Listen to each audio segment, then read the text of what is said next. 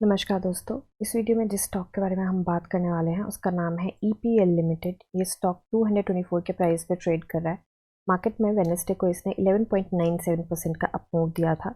Market cap है इसकी 7,762 करोड़ की। मोटो होल्डिंग 51.50% है। बुक वैल्यू 65.70 है। डिविडेंड यील्ड 1.83% है। फेस वैल्यू 2 है। सो EPL लिमिटेड पे हम फर्स्ट टाइम वीडियो बना रहे हैं तो थोड़ा सा टेक्निकल्स पे नज़र मार लेते हैं। सबसे पहले देखिए 2019 में इस ग्रुप को इस कंपनी को ब्लैकस्टोन ग्रुप इन्वेस्टिंग फर्म जो है उसने ओवरटेक कर लिया था, उसने एक्वायर कर लिया था 2019 में।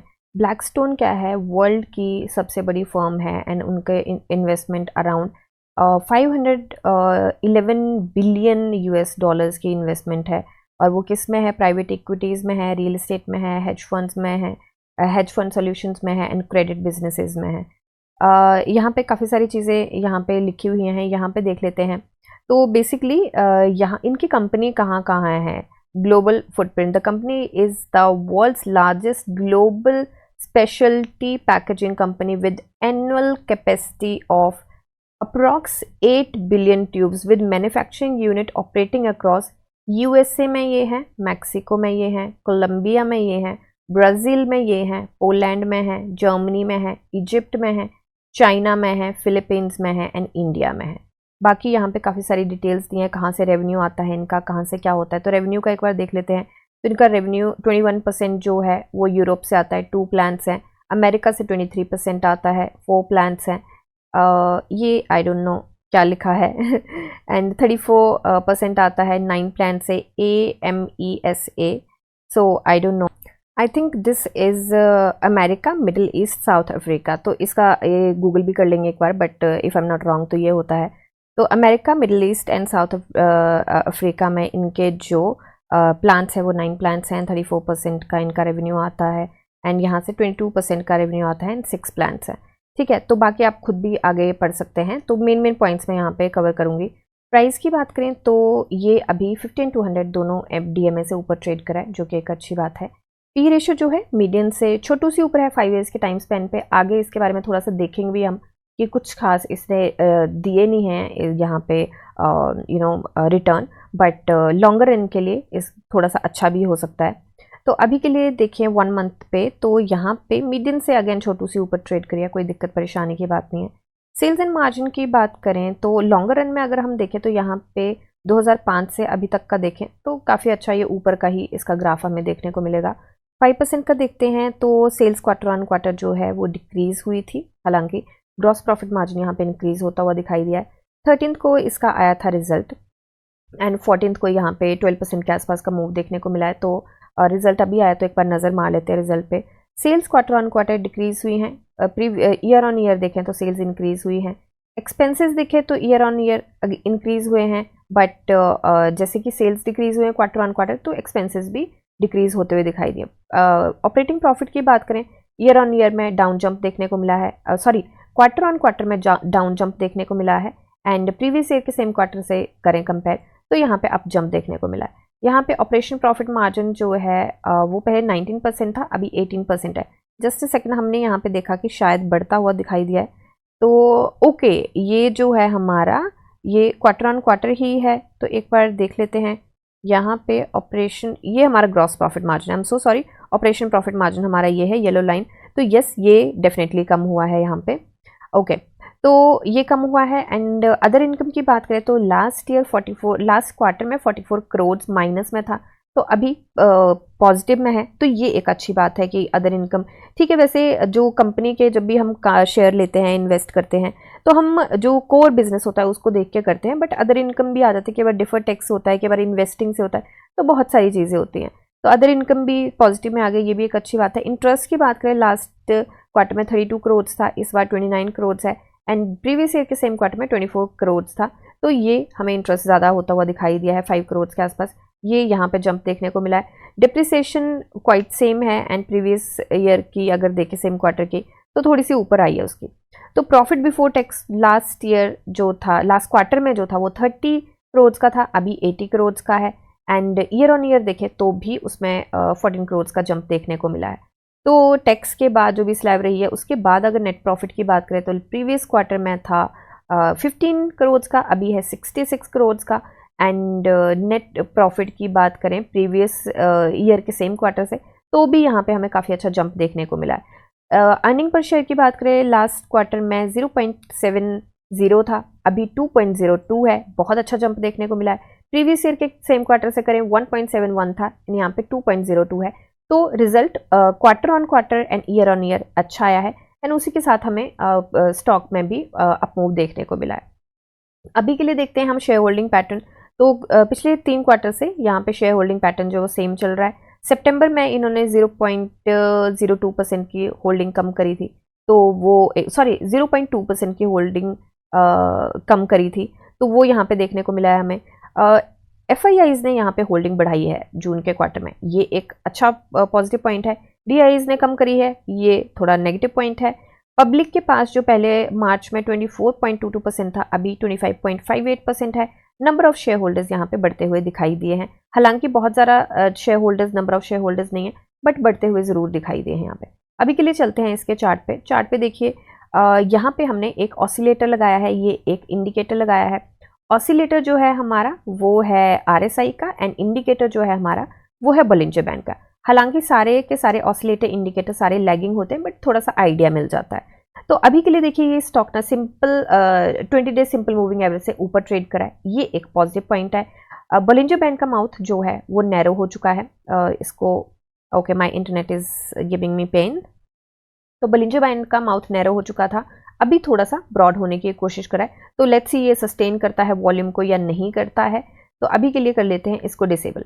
अब एक चीज़ यहाँ पे देखेंगे, पहले थोड़ा सा डिटेल में देख लेते हैं। यहाँ पे सबसे पहले जो है वो सपोर्ट जो है ना, ये मुझे लगता है कि मेजर सपोर्ट बनता है। इनफैक्ट ये थोड़ा सा ऊपर आना चाहिए, ये सपोर्ट बनता है यहाँ पे, क्योंकि यहाँ पे सपोर्ट बना है, यहाँ पे रेजिस्टेंस देखने को मिला है, यहाँ पे इसने क्लोजिंग दी है, तो ये कहीं ना कहीं सपोर्ट बनता है।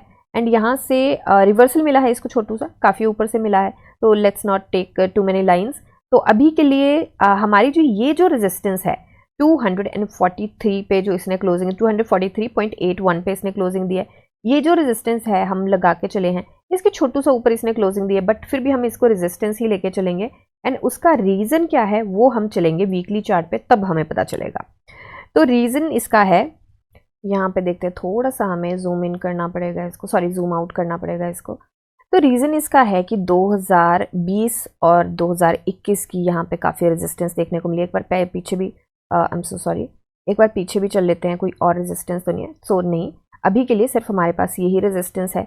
तो ये रेजिस्टेंस को ब्रेक करने में ना इसको थोड़ी सी ज़्यादा वॉल्यूम की ज़रूरत रहेगी। तो अभी के लिए तो काफ़ी अच्छा वॉल्यूम आया है, तो अगर ये वॉल्यूम को सस्टेन करता है तो हो सकता है, अदरवाइज इसको दिक्कत का सामना यहाँ पे करना पड़ सकता है।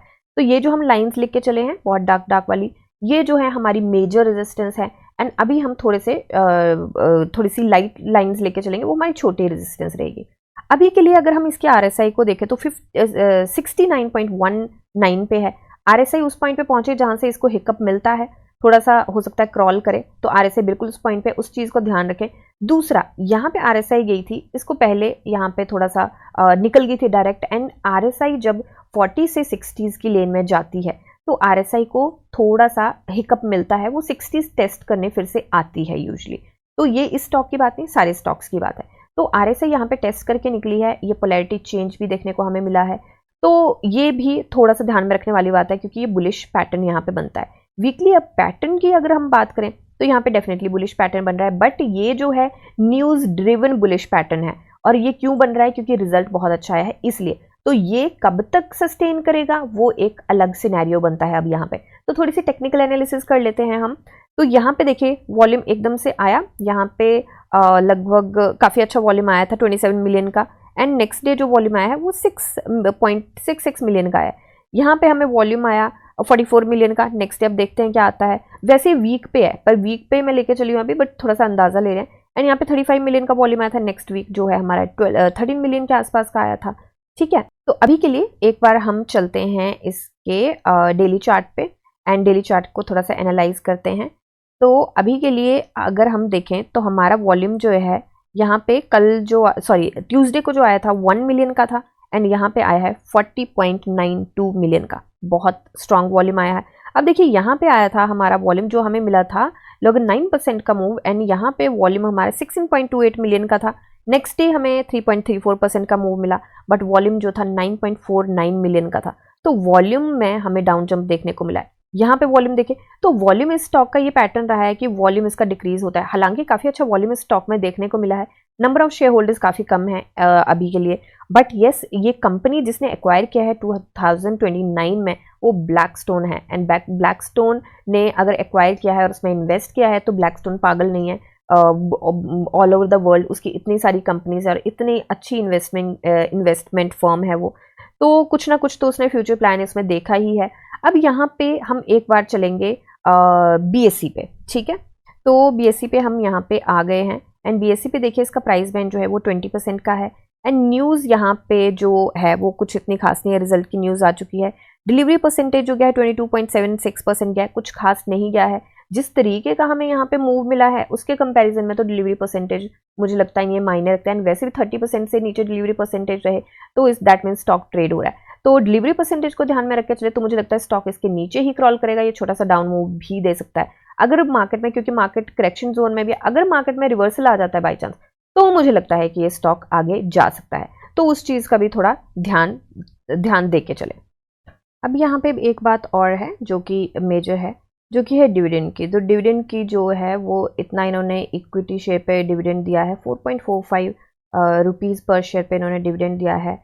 एंड जो रिकॉर्ड प्राइस था वो था 243.81 का, और ये जो डिविडेंड की एक्स डेट थी वो थी 14 की, तो वो जा चुकी है, इसी डेट पे डिविडेंड दिया था। तो यहाँ पे अब ये भी है कि हो सकता है कि अब डिविडेंड की रिकॉर्ड डेट जा चुकी है, तो उसकी वजह से भी थोड़ा सा मुझे लगता है कि गिरावट देखने को मिल सकती है, थोड़ा सा सेलिंग प्रेशर ज़रूर आ सकता है, तो उस चीज़ को भी थोड़ा सा ध्यान में रख के चलें।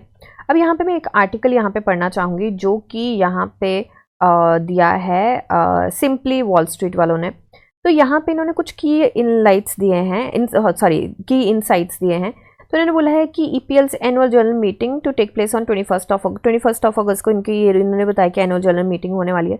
जो इनके CEO हैं आनंद कृपालू जी, उनका टोटल कंपनसेशन इंक्लूड्स सैलरी वो 18.5 मिलियन का है एंड द ओवरऑल पे is 96% above the industry average. तो ये चीज़ ज़रूर नोट करने वाली है। एंड ये मेरी एनालिसिस नहीं है, ये सिंपली वॉल स्ट्रीट वालों की है। हालांकि इनकी एनालिसिस को मतलब ठीक जाती है इनकी, मैं कोई क्रिटिसाइज़ नहीं करी, पर बहुत बार मेरे को इनके एनालिसिस पे थोड़ा सा कभी मेरे थॉट्स बेसिकली ओपिनियन कई बार मैच नहीं करता है इनके साथ। And which is a different thing, क्योंकि जितने लोग उतने नज़रिए, तो सबका नज़रिया अपना होता है, उनका अपना है, मेरा अपना है, आपका अपना होगा। तो अभी के लिए अगर शॉर्ट में बात करें तो ये तो देखिए फैक्ट्स हैं, ये जो स्टेट करें हैं फैक्ट्स हैं, इनके ऊपर कोई दो राय नहीं है। तो यहाँ पे आप ना खुद भी पढ़ सकते हैं। एंड कुछ कुछ चीज़ें हैं जो यहाँ पे थोड़ी नज़र में डालने वाली भी हैं, क्योंकि एक चीज़ तो इन्होंने बोला कि अपने इन्वेस्टर्स को इन्होंने कुछ टाइम से कुछ अच्छा इन्होंने वो नहीं दिया है, रिटर्न नहीं दिया, विच आई काइंड अग्री। थोड़ा बहुत कुछ बहुत ज़्यादा अच्छा रिटर्न यहाँ पे नहीं मिला है, बट यहाँ पे ये ज़रूर है कि हाँ थोड़ा सा डाउन मूव यहाँ पे ज़रूर, यहाँ पे हिकअप ज़रूर दिखने को मिले हैं। अभी के लिए ये कहीं ना कहीं एक कप और हैंडल का एग्जैक्ट पैटर्न तो नहीं बना है, बट कुछ समवॉट वैसा कुछ बनाने की कोशिश करा है। बट यस, ये ओवल का पैटर्न ज़रूर यहाँ पे मुझे लगता है कि बनने की कोशिश करा है। कप और हैंडल का बोल सकते हैं, बट उतना ज़्यादा कॉन्फिडेंस के साथ हम यहाँ पे नहीं चल सकते कि कप एंड हैंडल का हमें यहाँ पे पैटर्न बनता हुआ दिखाई दे रहा है। ये थोड़ा सा यहाँ पे ओके। तो बेसिकली कप एंड हैंडल का पैटर्न कैसे बनता है? कप एंड हैंडल का पैटर्न कुछ इस तरीके से बनता है, ये थोड़ा सा इस तरीके से बन रहा है। तो एग्जैक्टली कप एंड हैंडल नहीं बोल सकते, बट समवट बोल भी सकते हैं कि कप एंड हैंडल का है, तो यस काइंड ऑफ। तो अब कप एंड हैंडल का पैटर्न क्या होता है? कप एंड हैंडल का पैटर्न ना सदियों में बड़ा मुश्किल से देखने को मिलता है, और जितना ज़्यादा लॉन्ग टर्म का कप एंड हैंडल पैटर्न बनेगा उतना ज़्यादा अच्छा होता है। तो कप एंड हैंडल के पैटर्न के बाद जो मूव मिलते हैं वो लाइक 2x से लेके 10x के बीच के मूव मिलते हैं। तो अब ये नहीं है कि कोई जादू होने वाला है, कंपनी के जो ग्रोथ होती है, कंपनी का जो काम होता है, उसके ऊपर काफ़ी चीज़ें डिपेंड करती हैं, तो वो भी एक चीज़ ध्यान में रखने वाली है। अब यहाँ पे देखते हैं कि 2019 के बाद इन्होंने क्या मूव दिए हैं। तो 2019 में इन्होंने किया था इसको, ब्लैकस्टोन ने इसको एक्वायर, तो 2019 में ये काफ़ी नीचे चला गया था। अब ये मुझे डेट नहीं पता कि कब किया था एक्वायर, बट अगर 2019 के बाद के अगर मूव देखें, हम यहाँ पे लेके चलते हैं कि समवट नवंबर के आसपास के लेके चलते हैं, तो वहाँ से अगर हम मूव देखें नवंबर के आसपास से, तो नवंबर के बाद जब इन्होंने एक्वायर किया होपफुली, तो उसके बाद इनको यहाँ पे अगस्त 2020 तक मूव मिला एंड 171% के आसपास के 173% के आसपास के मूव मिले। फिर ये थोड़ा सा कंसोलिडेशन जोन में गया, कंसोलिडेट हुआ, थोड़ा सा करेक्ट हुआ, फिर ऊपर ब्रेक करने की कोशिश करी एंड उसके बाद ये स्टॉक डाउन चलता गया। तो ये ज़रूर चीज़ है कि जहाँ पे 2019 में ये स्टार्ट हुआ है, तो ये 2019 में जहाँ से स्टार्ट हुआ है, अभी स्टॉक कहीं ना कहीं उसके आसपास ही ट्रेड कर रहा है। तो यस, ये पिछले 4-5 सालों में कुछ जब से इन्होंने एक्वायर किया है ब्लैकस्टोन ने, कुछ ज़्यादा खास हमें मूव नहीं मिले हैं। थोड़ा स्विंग ज़रूर यहाँ पे मिलने को मिला है, यहाँ पे लॉन्ग टर्म का स्विंग ज़रूर मिला है, बट यस कुछ ज़्यादा हमें लॉन्ग में मूव नहीं मिले। किसी ने शॉर्ट किया होगा तो वो एक डिफरेंट सिनेरियो है, तो लॉन्ग में हमें कुछ खास मूव नहीं मिले। अब एक चीज़ मैं यहाँ पे अपनी एक और इंडिकेटर लगा के कुछ देखना चाहूँगी यहाँ पे। तो देखिए ये ना जो मेरे पुराने व्यूअर्स हैं इस चैनल के, जो फैमिली में हैं हमारे, वो उनको पता होगा कि मैं क्या बात करूँ। तो ये एक ना रेंज बना रहा है। तो रेंज अब क्या होती है, रेंज अब ये होती है कि रेंज जब बनती है तो जैसे ये रेड बनी है तो ये नीचे गया है, ग्रीन की शेड आएगी तो वो स्टॉक ऊपर जाएगा। तो मैं बहुत बार बोलती हूँ कि रेंज में अगर स्टॉक मिले, क्राइटेरियाज वो फुलफिल करे, तो रेंज के स्टॉक को कभी छोड़ना नहीं चाहिए। बट लॉन्गर रन के लिए ज़्यादा अच्छा रहता है, शॉर्टर रन के लिए थोड़ी से ऊपर नीचे भी हो जाता है, कई बार रेंज कलर चेंज भी कर देती है। तो यहाँ पे हमें रेंज बनती हुई दिखाई दे रही है, स्टॉक रेंज से निकला है अभी। तो लास्ट टाइम जब ये रेंज से निकला था तो इसने 41% के आसपास के मूव दिए थे। तो यहाँ पे हम जो टारगेट लेके चले हैं और इसने कब से कब तक दिए थे वो भी एक बार हम चेक कर लेते हैं। तो यहाँ से करते हैं, इसके आसपास से ये स्टार्ट हुआ था एंड इसके आसपास तक, ओके यहाँ तक। तो 39 बार्स हैं, 56 डेज हैं, तो मतलब यहाँ पे लगा के चलते हैं 2 महीने के आसपास। तो 2 महीने में ये मूव दिए थे। तो अभी के लिए हमारा हाफ मंथ हो चुका है। तो रेंज से निकलने के बाद, वैसे यहाँ से निकला है ये, तो हम यहाँ से निकला है तो हम इसी के आसपास से मूव लेके चलेंगे एंड 40% का यहाँ पे लेके चलेंगे। तो 40% हमारा यहाँ कहीं आता है एंड विच इज़ 292। और ये 2 महीने की बात करें तो रेंज से जब ये निकला था तो निकला तो वैसे यहाँ पे है, बट उसके बाद ये फिर से नीचे आ गया। तो हम यहाँ से लेके चलते तो 2 महीने की बात है। तो सितंबर के एंड के हम ये टारगेट लेके चलें कि सितंबर के एंड तक अगर ये पैटर्न अपना करता है रेप्लिकेट, तो सितंबर के एंड तक हो सकता है ये स्टॉक यहाँ तक ट्रेड करता मिले। अब ये जो रेजिस्टेंस है काफ़ी ज़्यादा स्ट्रॉन्ग है 284 की, तो हम इस टारगेट को थोड़ा सा कम करके यहाँ पे लेके चलेंगे, क्योंकि हमें उन रेजिस्टेंस एंड सपोर्ट का भी ध्यान रखना है। ठीक है, तो ये है। अभी शॉर्ट टर्म की फ्रेश एंट्री की बात करूँ तो मुझे नहीं लगता यहाँ पे बनानी चाहिए, क्योंकि एक तो डिविडेंड की बात है, दूसरा यहाँ पे न्यूज़ ड्रिवन, यहाँ पे वॉल्यूम है, न्यूज़ ड्रिवन ये मूव मिला है एंड ये रेजिस्टेंस स्ट्रॉन्ग है, तो मुझे लगता है यहाँ पे क्रॉल कर सकता है। ठीक है, तो शॉर्ट टर्म की कोई हम एंट्री लेके चले हैं, लॉन्ग टर्म की एंट्री मैंने आपको यहाँ पे बता दी। सो अभी के लिए एनालिसिस में इतना ही है एंड रेस्ट ये सिर्फ और सिर्फ मेरी एनालिसिस है, कोई बाई सेल होल्ड की रिकमेंडेशन नहीं है। एंड ये जो RSI यहाँ से निकले 60 को टेस्ट करने आ सकते हैं, तो ये भी ध्यान रखिए एंड क्रॉल कर सकता है ये स्टॉक। तो ये सिर्फ और सिर्फ मेरी एनालिसिस है, बाई सेल होल्ड की कोई रिकमेंडेशन नहीं है। आप अपनी एनालिसिस कीजिए, जानिए समझिए, पढ़िए और फिर इन्वेस्ट करिए। मिलते हैं नेक्स्ट वीडियो में, तब तक के लिए शुक्रिया एंड हैप्पी इन्वेस्टिंग।